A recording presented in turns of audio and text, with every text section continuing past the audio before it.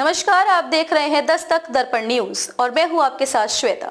तो चलिए रुक करते हैं आज की प्रमुख और बड़ी खबर पर। दक्षिण के लिए कांग्रेस का मिशन 50। बीते 2 लोकसभा चुनाव में बढ़ी चुनौतियों के बाद अब पार्टी को यहीं से आस।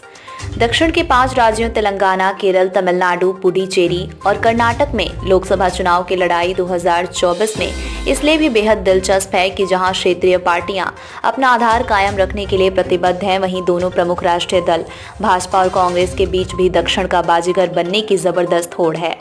इसका ही नतीजा है कि कांग्रेस राष्ट्रीय राजनीति में विपक्षी विकल्प की धुरी बने रहने के लिए कम से कम दक्षिण भारत में भाजपा को आगे नहीं निकलने देने की रणनीति के इर्द गिर्द अपने चुनावी प्रबंधन को दशा दिशा देने में जुटी है।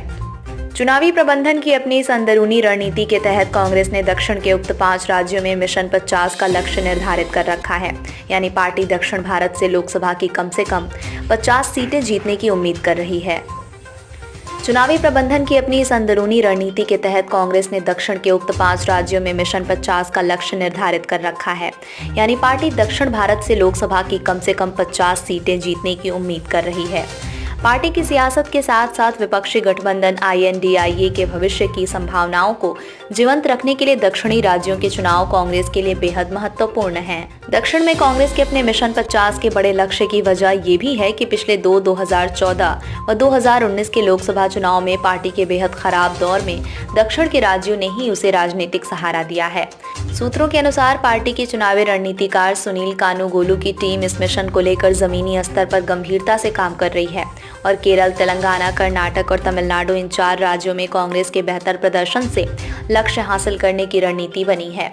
कांग्रेस अध्यक्ष मल्लिकार्जुन खड़गे के रणनीतिक सिपाह सलारों में शामिल एक वरिष्ठ नेता ने इस बारे में कहा कि भाजपा की तरह हम 370 या 400 सीटों के बड़े बड़े दावे नहीं करेंगे, मगर ये सही है कि प्रत्येक प्रदेश के साथ क्षेत्र के स्तर पर पार्टी ने निश्चित संख्या में सीटें जीतने का मिशन तय किया गया है।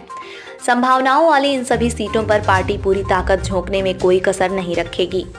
कर्नाटक में चुनौती बढ़ी। तेलंगाना, केरल, तमिलनाडु और पुडुचेरी को मिलाकर 38-39 सीटें जीतने का आंकड़ा छूने को लेकर कांग्रेस जहां आश्वस्त है, तो दक्षिण के मिशन 50 में कर्नाटक में चुनौती कहीं ज्यादा बड़ी है।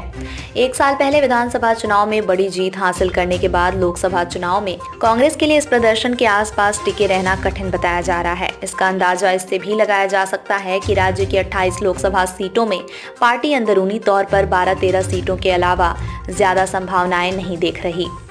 खबरों में अब तक के लिए बस इतना ही।